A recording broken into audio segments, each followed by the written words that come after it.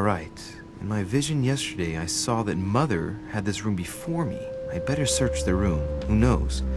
Maybe she left me something behind.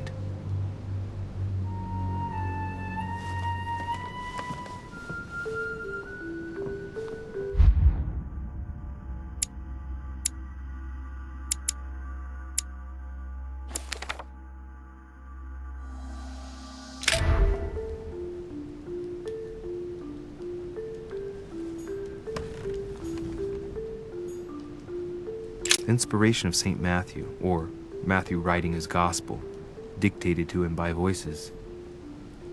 I haven't even had time to unpack my cases. Dear Monsieur de Richet, please excuse me, but I am unable to join you at present. However, rest assured that we are doing all we can to resolve the case that concerns us. By the way, enclosed you will find a key that will enable you to retrieve the personal effects your mother left behind. Yours faithfully, Lord William Mortimer.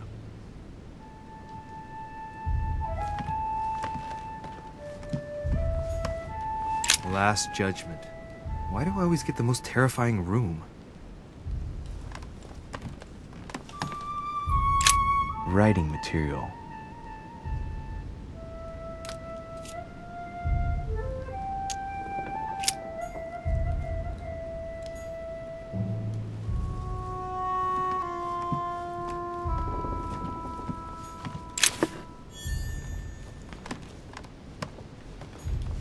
Nothing. Devil's Thorn. I'll keep it. The torture of Ixion, condemned by the gods to lose his mind because of his arrogance.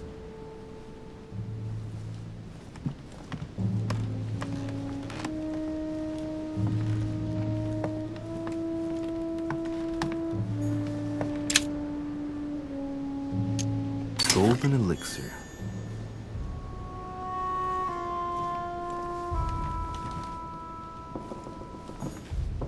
Saint Francis of Assisi in ecstasy, before superior voices.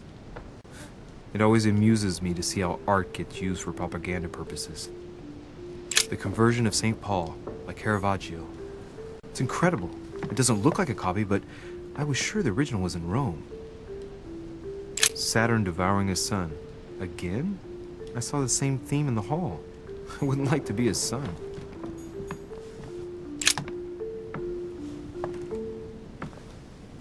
There's a circle around the lock here. Must be the trunk Mortimer was talking about. The key should open it.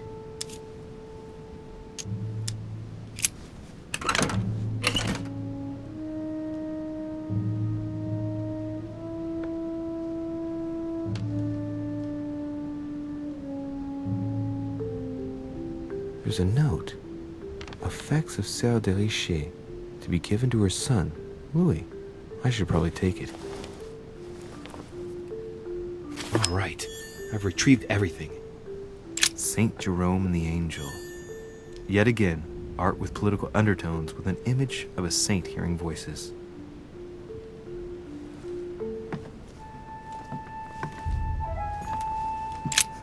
Nothing here. I wouldn't mind a nice, strong coffee, though.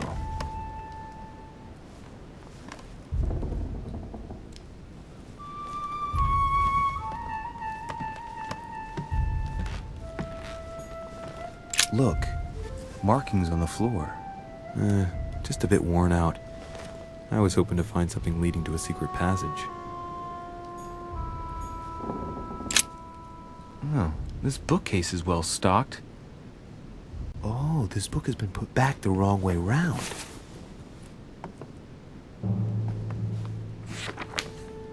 A Voyage Around the World, the travelogue of the explorer Louis-Antoine de Bougainville. One of Mother's favorite books. What a coincidence. And I don't believe in coincidences. It's just too much. I don't know what's going on here, but if you felt threatened, I'll bet you'd leave a clue, wouldn't you, Mother?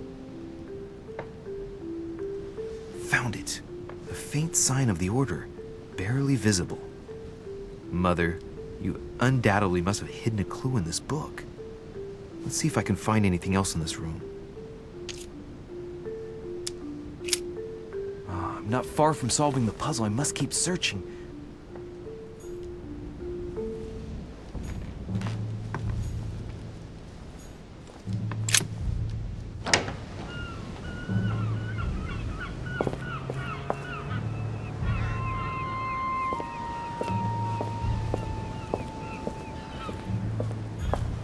A priest's robe, crosses. Must be Piaggi's room.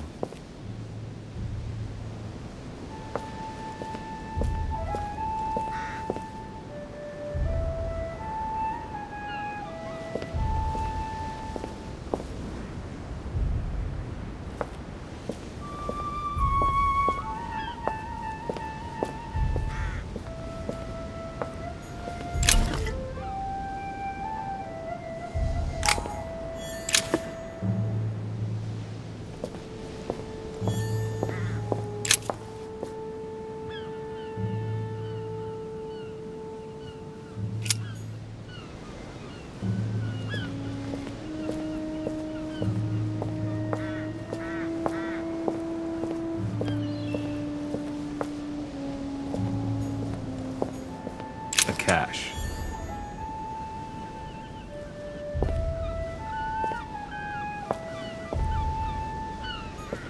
This room looks unoccupied. A Byzance.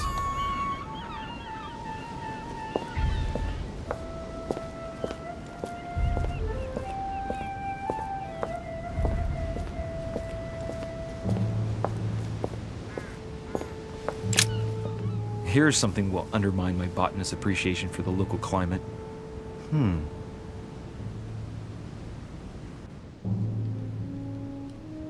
Let's recap. My mother was in this room. I found a rare edition of her favorite book. She must have left something behind. She must have used the writing materials. What if she used lemon juice instead? An old trick used to hide messages. A message using invisible ink. I bet she used a lemon to leave a message. Now, how do I reveal the message?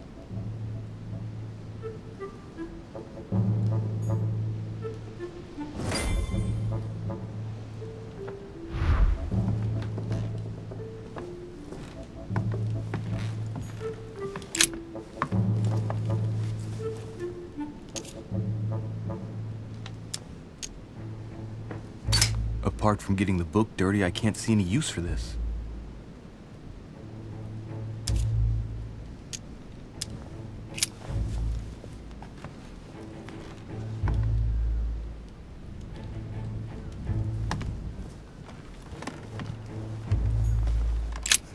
Nothing here. I wouldn't mind a nice, strong coffee, though.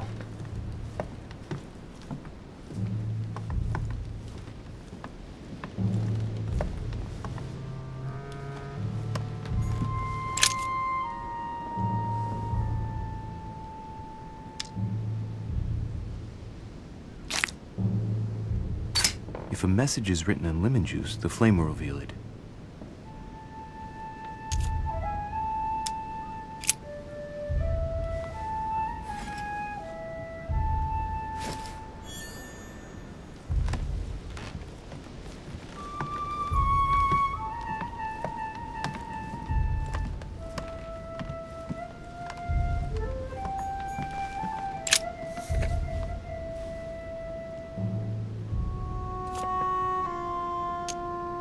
Aha! It's working! The heat reveals the message. Let's see what my mother wrote. Where all eyes size you up, you must pass by the Gorgon. Gorgon was the name of Medusa in Greek mythology. On the other hand, where all eyes size you up, I don't get it. And judging by the number of paintings in the manor, could be anywhere. After that, she adds, beware hero. The beast always charges the best protected soldier. And that's its weakness. What is my mother trying to tell me? You've gone to so much trouble.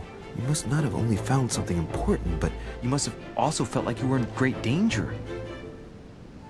Now I'd better hurry and find that damn Medusa. Sir, dinner is served in the red salon. Typical.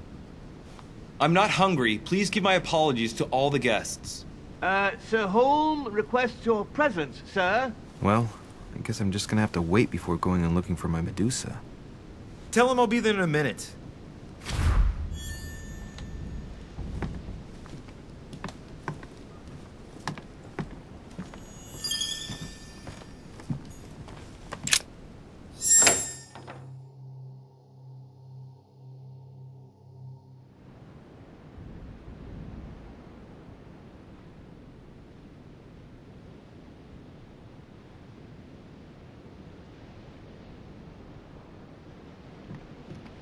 If I get a chance, I may have to take a little tour through the rooms of the other guests.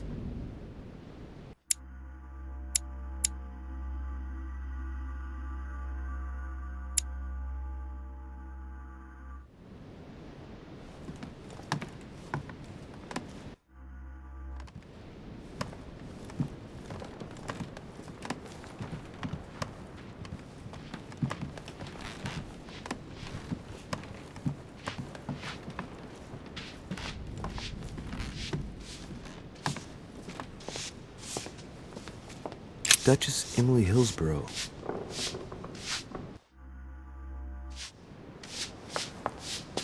Might be better to take a different stairway.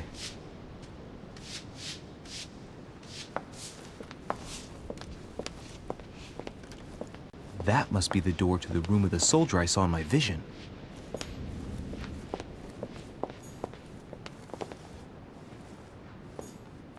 Sir Jacques Perru?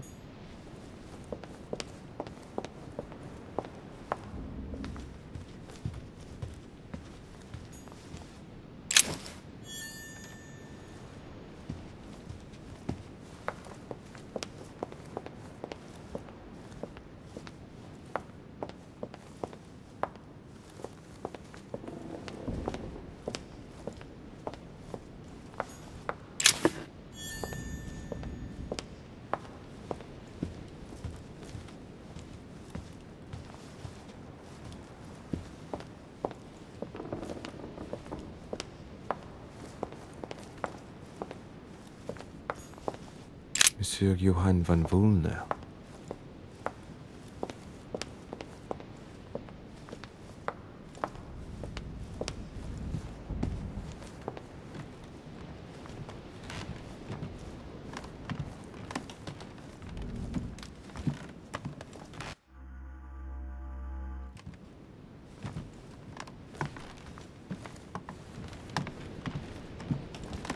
That's the door to Elizabeth's room.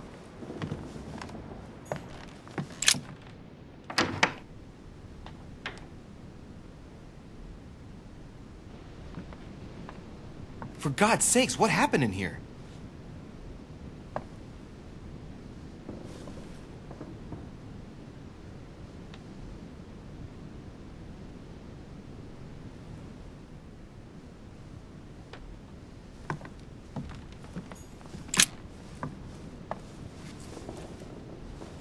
A chest with a half-circle pattern.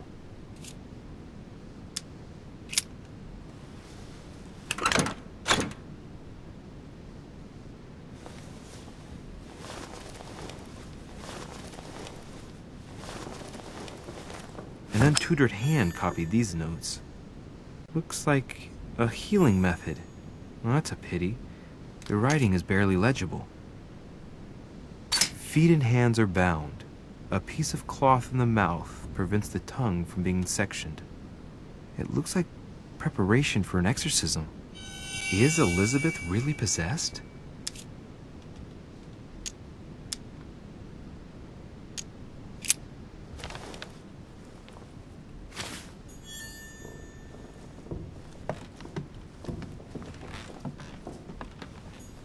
My dear Elizabeth, I'm writing to inform you of some unfortunate news. We won't be able to meet as planned on the first Sunday of May. I've been told that you're no better, and, unfortunately, your brothers and I are absolutely snowed under by the work required to govern this new country. Please excuse us. As soon as we can get free, even if it's just for a day, I promise we shall come and see you.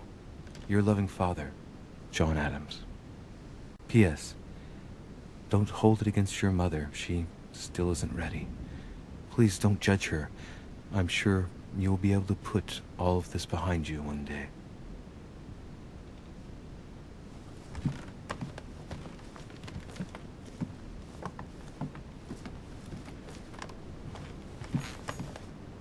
A devil's thorn, to be used to uncover the best disguised traits.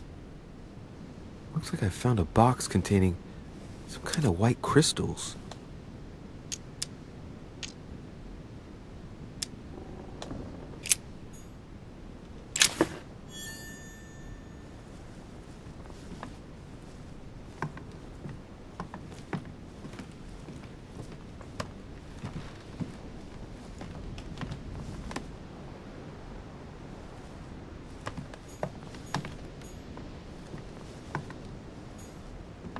November 1791. My dear sister, the cancellation of our reunion hit me like a stab to the heart. Father told me it was for your well-being, but I can't help but blame him. He claims that your condition has worsened and that it could be dangerous for both of us if we met. If only I knew where you were, believe me, I'd be at your side. I haven't received any news from you in a long time. Please write. Your loving sister, Abigail. P.S. I hope you like the enclosed talisman.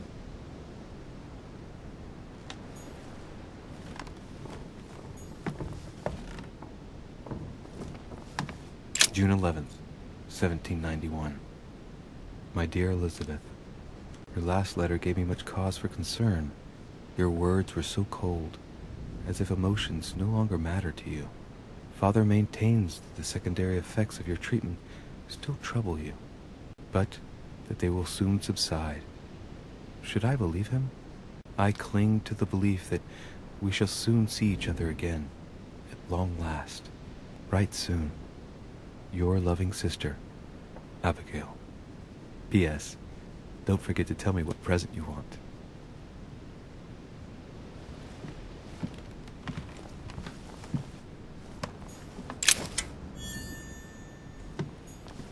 Carmelite water will give me a little reprieve.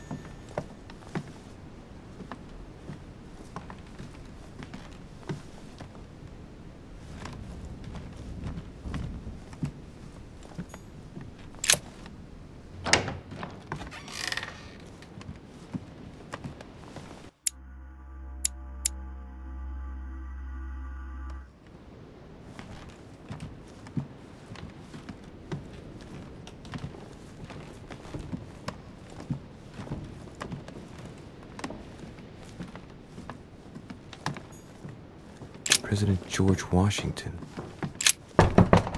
Let no one disturb me. I'm busy. Too bad. I'll see him later.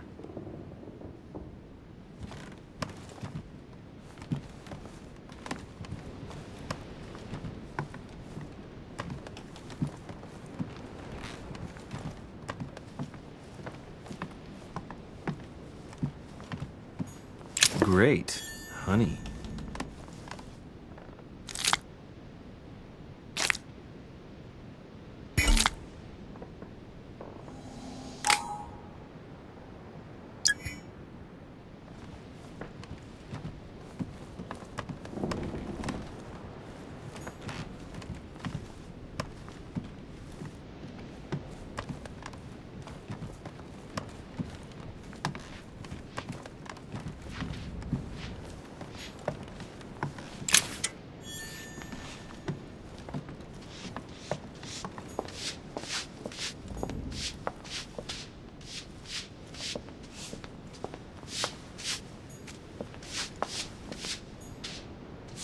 Duchess Emily Hillsborough.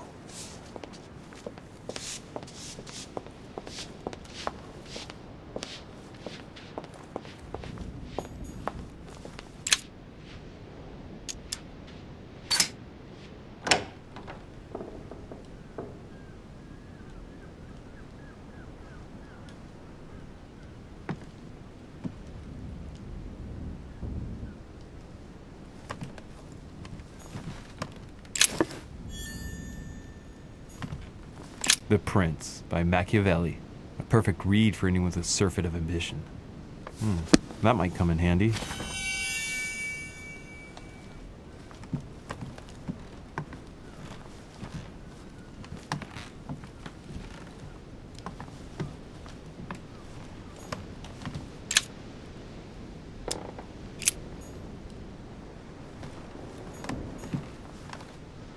It's a beautiful weapon.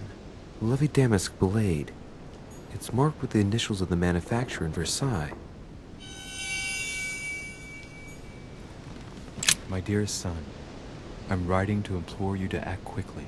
The situation is rapidly worsening here. Paoli continues to steer our motherland, Corsica, toward open warfare between France and England. His men are everywhere. We are obliged to go into hiding and are unable to remain in the same place for more than 2 days. I wouldn't be surprised if they targeted us soon. Make haste, my son. You hold our destiny in your hands. Your loving mother, Maria Letizia Bonaparte.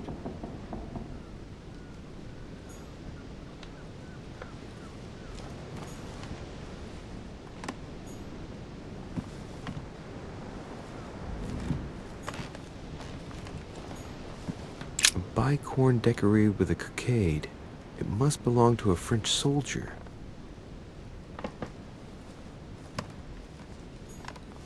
The Battle of Alexander at Issus, or how Alexander the Great triumphed over King Darius. Yet another one with delusions of grandeur.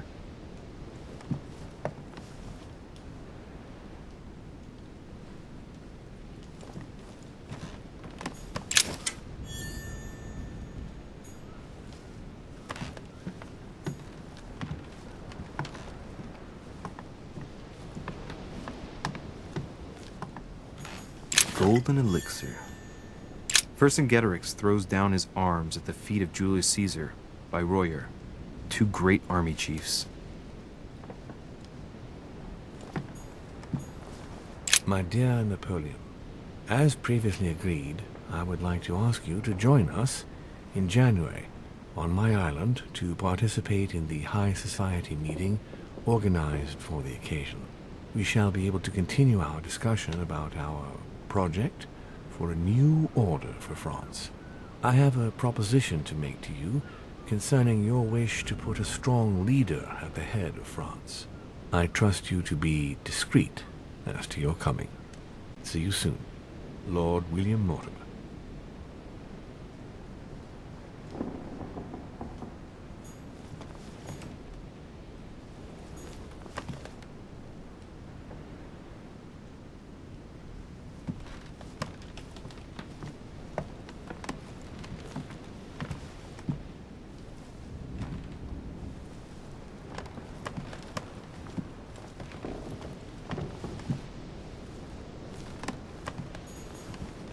French actor Talma is Nero in Britannicus, the last emperor of the Caesar dynasty.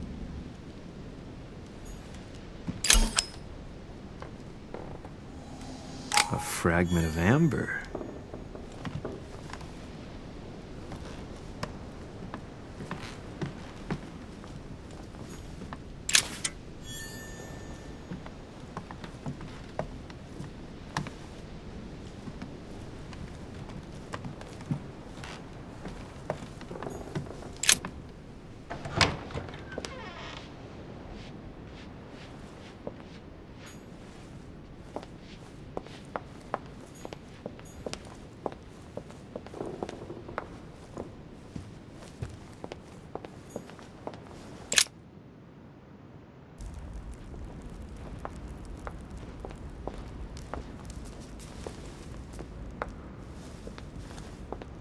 Excuse me, Monsieur de Richet? I really need to talk to you. Is this about last night? No, that was just a misunderstanding. I'm sure it was a little bit my fault, too. There's no excuse for that man's horrible behavior. You ought to tell Sir Home. Look, the only thing that I care about is that I've lost something precious. I'm not worried about Jacques Peru. You didn't happen to lose this, did you? Where did you find it? In the small salon. It's the only reminder I have of my beloved sister. I thought that swine stole it from me.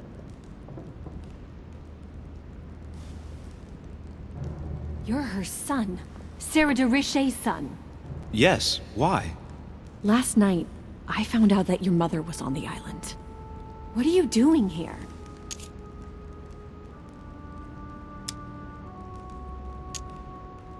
My mother came here to do business with Lord Mortimer, but she seems to have gone missing.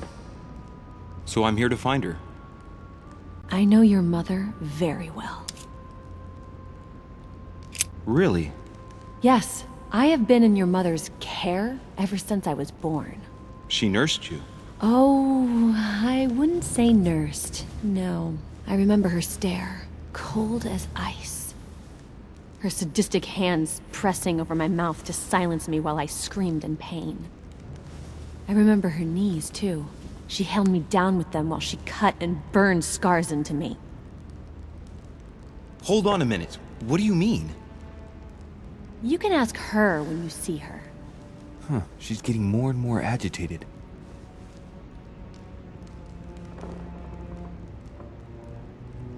Look, I've got to go. Wait. I need to know more about you and my mother. Why did she put you through all of that? There must be some reason for what she did. What's the point of rubbing salt in the wounds? Elizabeth. Confiding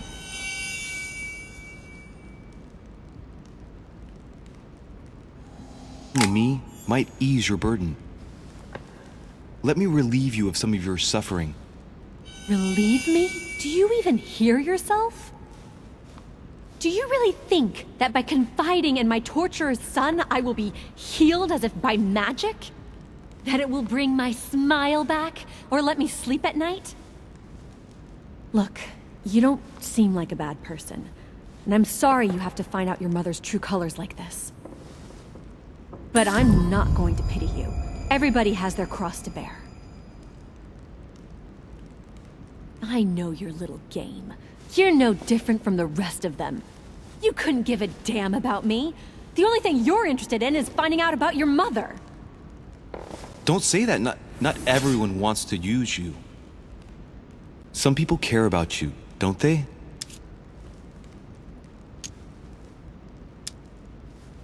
Haven't you got a sister? Yes. I'm sure she loves you with all her heart. She's the only one who cares about me. I would have put an end to it all by now if it weren't for her. Since you insist, I'll tell you how I met your mother. Thanks for trusting me. You see, before I was born, my mother often suffered from hallucinations and fits of anger. Soon people could barely recognize her.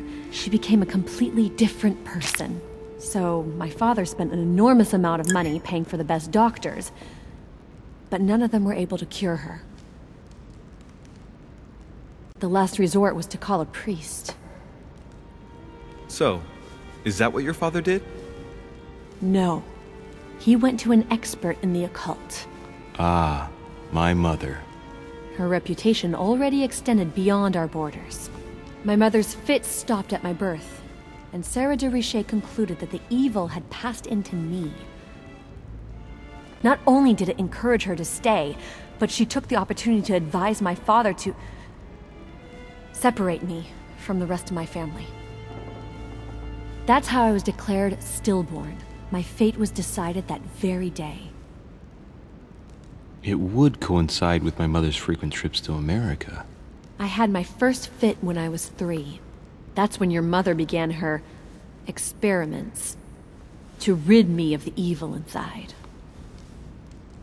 I understand how you feel, but I know my mother. I'm sure she had her reasons, even if it seems difficult to believe. Everything she put me through was all for nothing. My whole life was ruined for nothing. So what brings you here then? My father used to know Sir Holm. He offered to introduce me to the world's leading authority in the occult. Lord Mortimer. He was my last hope. Until I found out he had also invited your mother. It's got to be a coincidence. I don't believe for a second she's come here for you. You can't change my mind about this, Louis. My days are numbered, and I know it.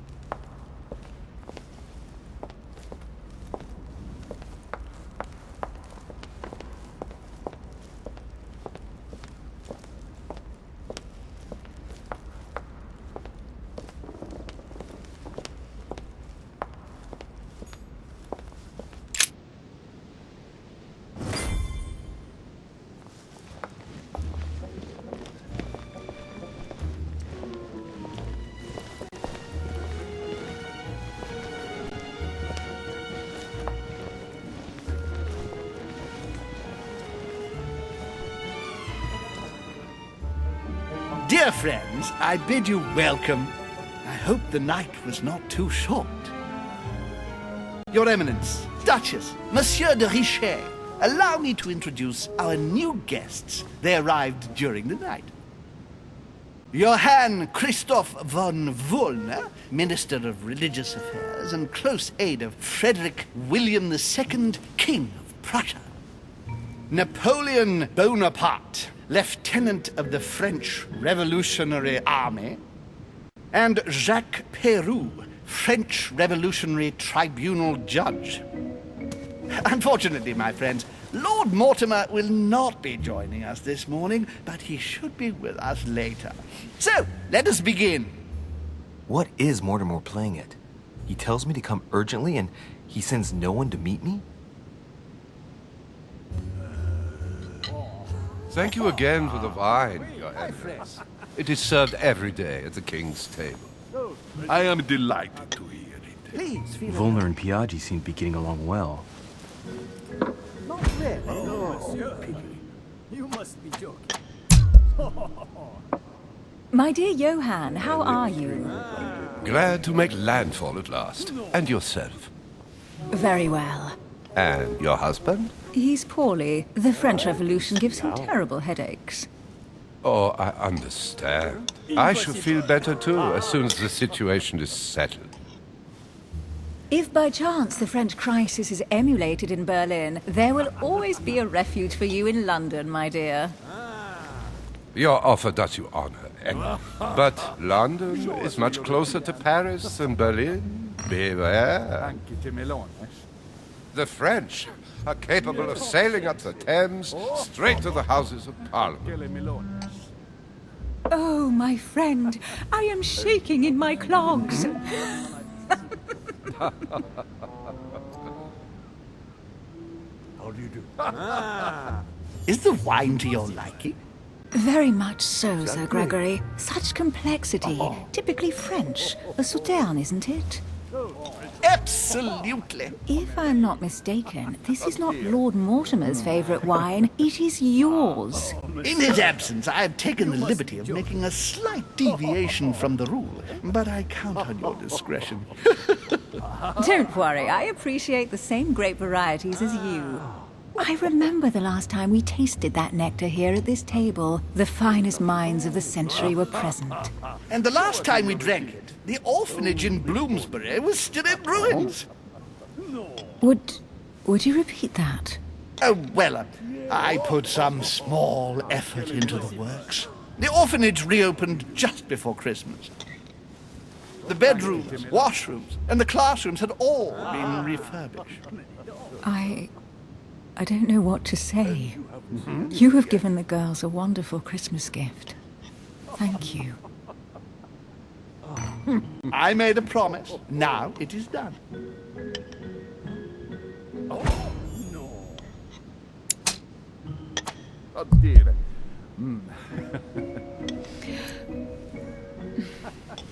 Is everything all right?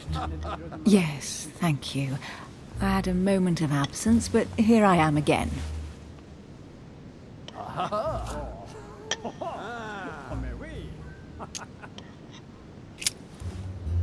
What do you think of Volner? That's right. Many believe he is the real leader of Prussia. A charming man, but with an iron fist and a velvet glove. I also know he's famous for his love of the hunt, in all its forms. Not really, no. My friend. Have you any information on this Napoleon?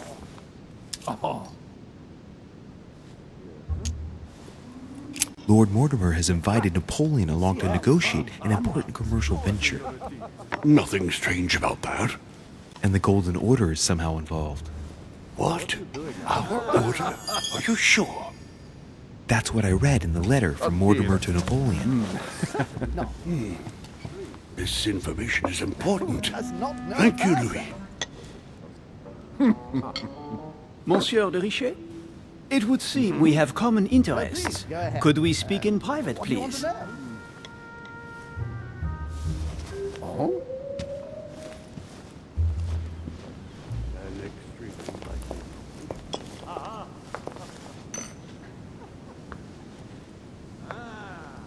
Lord Mortimer and the Golden Order, through your mother, have concluded a financial agreement. Stay composed, Louis. I'm listening. An agreement for cannons. Lord Mortimer assured me that you are to take over the project on behalf of your mother. You must know that I am deeply sorry about their disappearance, but I must validate the deal urgently if I want to be able to organize things properly. I haven't seen Lord Mortimer yet. I'm afraid I'll be unable to answer your questions. He assured me that you could replace your mother during her absence. I appreciate his confidence, but still, this is a bit hasty. But please continue. Of course, but I need to know if I can count you among my allies. Well, of course. And for that, I have a little question for you. The agreement stipulates an aid of 50,000 louis d'or for 200 cannon.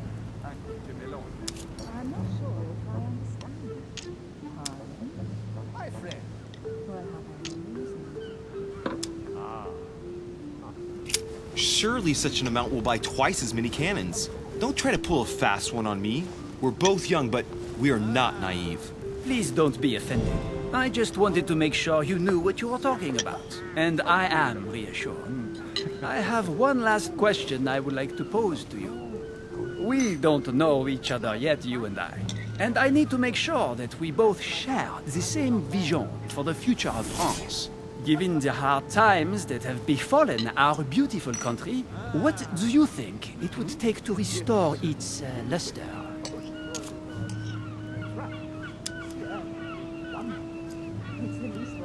I think what France is lacking today is a truly strong leader ready to govern her. Someone who will restore her luster, who will propel her forward so once again she becomes a proud nation respected by all. A man capable of both rebuilding the country from the inside and, at the same time, developing exterior relations. Someone with a vision, I think. The right person still remains to be found. You're right, my friend. I hear your words and I agree. Monsieur de Richet, I am reassured. I am very happy to have met you. Lord Mortimer was right to put his trust in you. I hope to work with you in the very near future. I would like to thank you for your support by offering you this humble little gift. Reflections on the Revolution in France. Monsieur Bonaparte, I thank you for this gesture, and please know that I, too, am delighted to have met you. My friends, I would like to say a few words, please. I would like to thank Lord Mortimer and you, Sir Holm, for bringing us all together here. Those of us for whom it is not the first time here, like me, are all trembling in sweet anticipation of the arrival of our host. For the rest, I would like to reassure you that Lord Mortimer always has a few surprising projects to propose. But I can assure you that each and every one of us has always benefited from them. The last time I came to this place, Lord Mortimer offered to help me in my electoral campaign for the presidency of the United States. And it is eminently clear that his support was an invaluable aid to us. We are here among like-minded people. So let us put aside the conflicts in which some of our nations find themselves at present. So I raise my glass in honor of you all, my new and old friends.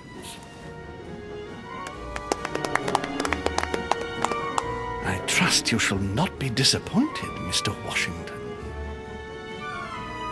Right, we shall meet again tomorrow. All the guests will be present, as well as Lord Mortimer, I hope. Until then, I trust you will find plenty to keep you amused.